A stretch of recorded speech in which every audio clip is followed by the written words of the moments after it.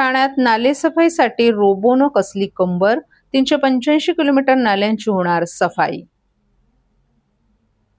यंदा ठाणे महापालिकेनं नालेसफाईच्या कामासाठी व्यापक नियोजन सुरू केलं असून शहरातील सुमारे 384.91 किलोमीटर लांबीच्या नाल्यांची स्वच्छता करण्यात येणार आहे. या कामासाठी सुमारे 11.50 कोटी रुपयांचा खर्च अपेक्षित असून मागील वर्षीच्या तुलनेत या खर्चात वाढ करण्यात आली आहे. नालेसफाईसाठी रोबोटिक तंत्रज्ञान वापरण्यात येणार आहे. घनकचरा महापालिकेच्या विभागामार्फत 9 प्रभाग समित्यांअंतर्गत मुख्य नाले तसंच उपनाल्यांची सफाई केली जाईल. यासाठी निविदा प्रक्रिया सुरू करण्यात आली असून 15 एप्रिलपर्यंत कार्यादेश देण्यात येतील. त्यानंतर 20 एप्रिलपासून प्रत्यक्ष कामांना सुरुवात होईल अशी माहिती प्रशासनातील सूत्रांनी दिली आहे. शहरातील काही ठिकाणी रोबोटिक यंत्रणेद्वारे नालेसफाई करण्याचा प्रयोग राबवण्यात येणार असून पहिल्या टप्प्यात 10 ठिकाणी ही यंत्रणा कार्यान्वित केली जाणार आहे. त्यामुळे मनुष्यबळावरील अवलंबित कमी होण्यास मदत होईल. रस्त्यांलगत असलेल्या कलवटची सफाई तसंच नाल्यांच्या शेवटच्या टोकावर साचलेला गाळ काढण्यावरही भर दिला जाणार आहे. अनेकदा नालेसफाई पूर्ण होऊनही शेवटच्या टोकावरील गाळामुळे पाणी साचण्याच्या घटना घडतात. यंदा त्या समस्येवर विशेष लक्ष केंद्रित करण्यात आले. मागील काही वर्षात नालेसफाई वेळेत पूर्ण न झाल्यामुळे पावसाळ्यात पाणी साचण्याच्या तसंच अपघातांच्या घटना घडल्या होत्या. त्यामुळे यंदा वेळेत आणि प्रभावीपणे कामं पूर्ण करण्याचं मोठं आव्हान महापालिकेसमोर असणार आहे. ठाणे महापालिका क्षेत्रात लोकमान्य सावरकर नगरमध्ये 34, उथळसरमध्ये 4, वर्तकनगरमध्ये 29, माजिवडा मानपाड्यात 44, मुंब्र्यात 80, कळव्यात 201, दिव्यात 131, नौपाड्यात 49 आणि वागळे स्टेट भागात 38 नाले आहेत. खाडी परिसर असलेला कळवा, माजिवडा, मानपाडा या भागात यांत्रिक पद्धतीनं नालेसफाई केली जाईल. तसंच कामांवर नियंत्रण ठेवण्यासाठी अधिकाऱ्यांची नियुक्ती करण्यात येणार असून संपूर्ण प्रक्रियेचं चित्रीकरणही केलं जाईल.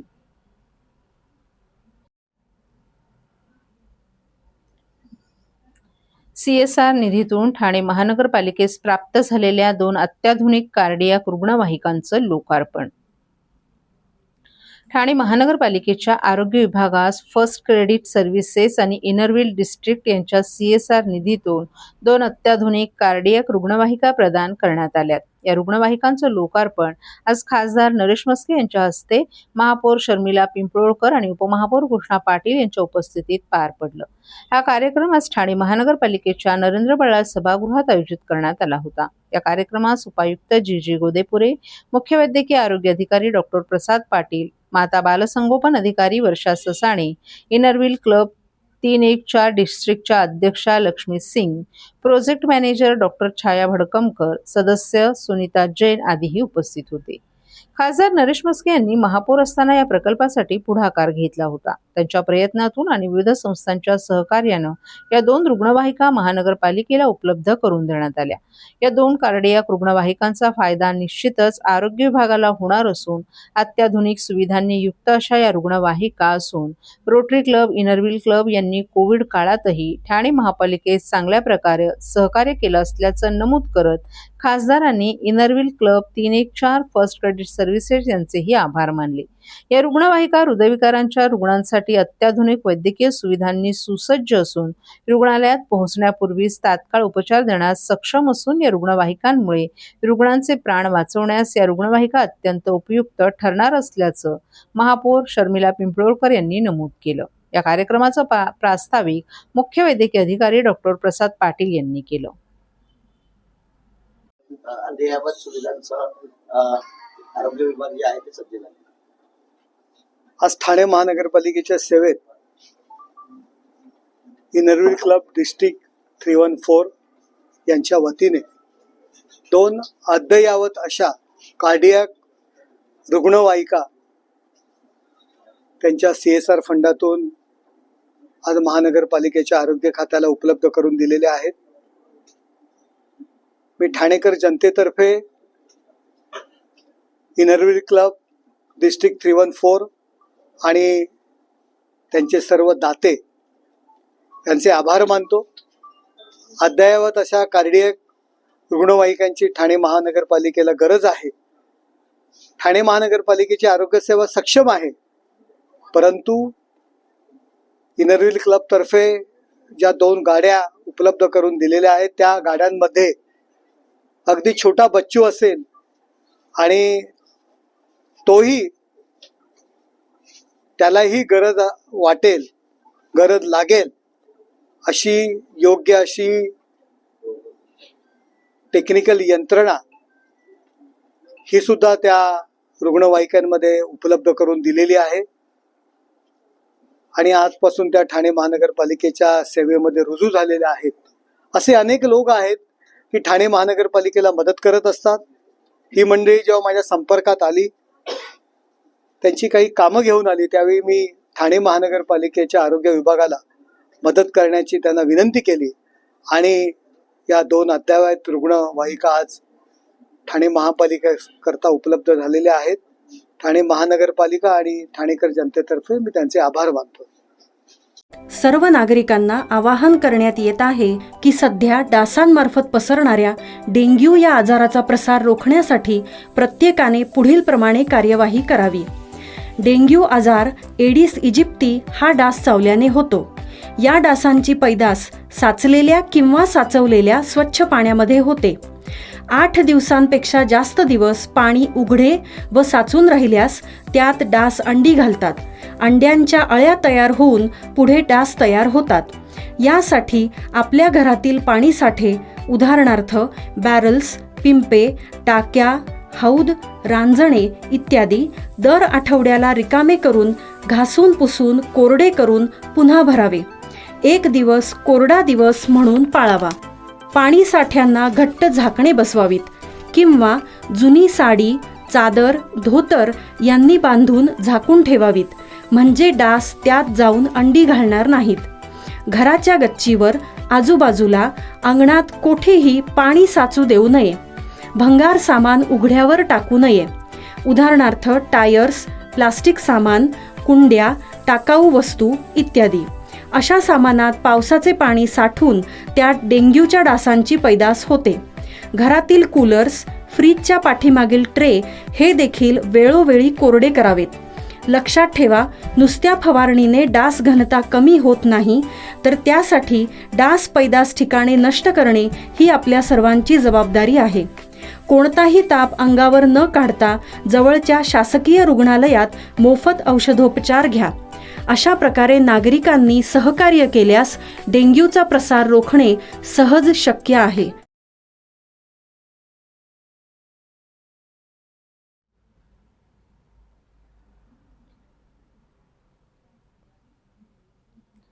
महाराष्ट्रात गेल्या काही दिवसांपासून महापुरुषांबाबत वादग्रस्त वक्तव्य करण्याची मालिका थांबवण्याचं नाव घेत नाही. जैन मुनी नयन पद्मसागर यांनी महाराणी ताराराणी यांच्याबद्दल केलेल्या विधानावरून निर्माण झालेला वाद ताजा असतानाच आता मुनी निलेशचंद्र यांनी थेट छत्रपती शिवाजी महाराज आणि भाजप नेते नितेश राणे यांची तुलना केल्यानं वाद उफाळून आलाय. एका सार्वजनिक कार्यक्रमात नितेश राणे यांच्या उपस्थितीत बोलताना मुनी निलेशचंद्र यांनी राणेंचं तोंड भरून कौतुक केलं. मात्र हे कौतुक करताना त्यांनी वापरलेली उपमा अनेकांना खटकलीये. नितेश राणे यांची उंची छत्रपती शिवाजी महाराज यांच्यासारखीच आहे असं विधान मुनींनी केले. नितेश राणे यांनी केवळ मंत्रीच नाही तर राज्याचे मुख्यमंत्री व्हायला हवे अशी इच्छाही त्यांनी व्यक्त केली आहे. नितेश राणेंची भूमिका ही दिवंगत शिवसेना प्रमुख बाळासाहेब ठाकरे यांच्यासारखीच आक्रमक असल्याचंही त्यांनी सांगितलं. मालेगाव किंवा मालवणमध्ये जेव्हा जातीय तणाव निर्माण झाला तेव्हा नितेश राणे तिथे सर्वात आधी पोहोचले असं सांगत त्यांनी राणेंचं अभिनंदन केलं. मुनी निलेशचंद्र यांनी केवळ कौतुक करून थांबले नाहीत तर त्यांनी विरोधकांना इशाराही दिला. छत्रपती शिवाजी महाराज हे नितेश राणे यांच्यात आहेत, त्यामुळे त्यांच्याशी ईर्ष्या करू नका, कायद्यात राहाल तर फायद्यात राहाल असं विधान त्यांनी भरसभेत केलं. विशेष म्हणजे हे सर्व बोललं जात असताना नितेश राणे स्वतः देखील मंचावर उपस्थित होते.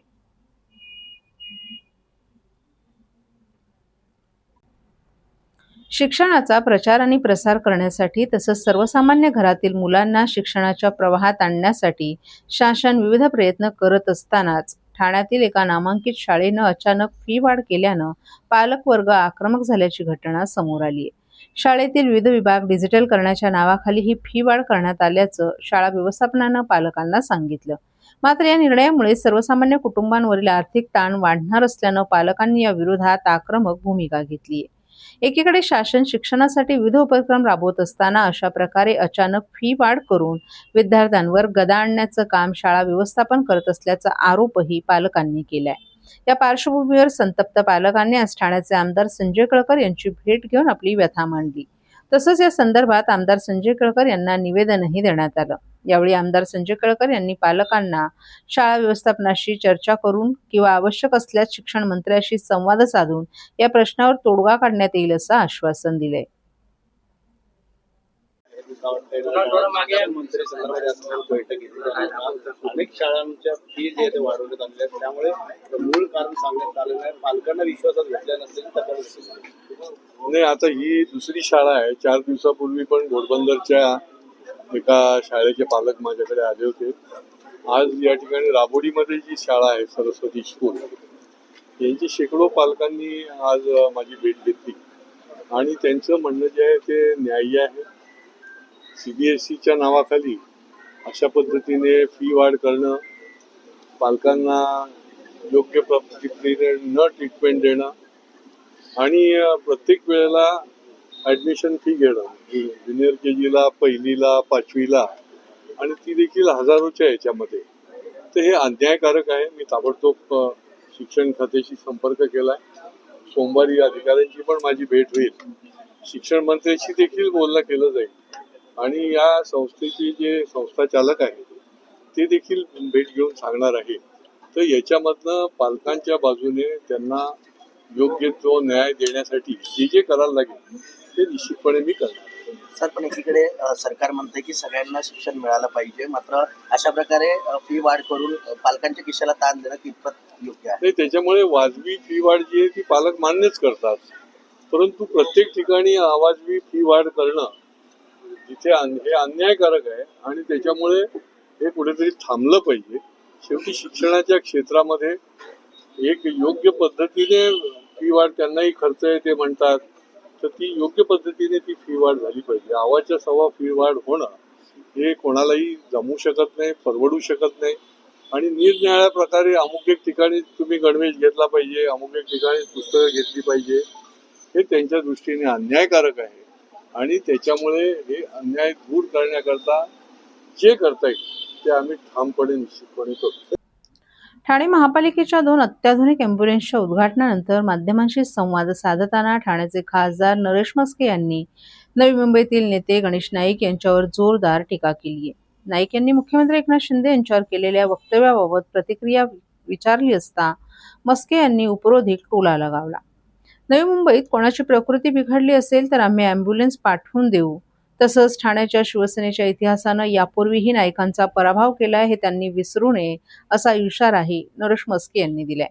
यावेळी भाजपच्या उपमहापौर कृष्णा पाटील यांच्या उपस्थितीत म्हस्के यांनी नाईकांवरही टीका केली. या वक्तव्यामुळे राजकीय वर्तुळात चर्चांना उधाण आले. माझ्यासोबत कृष्णा पाटील आहेत.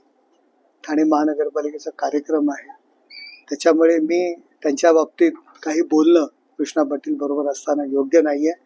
परंतु ठाणे महानगरपालिकेचा, ठाण्याचा जो शिवसेनेचा इतिहास आहे त्या इतिहासाने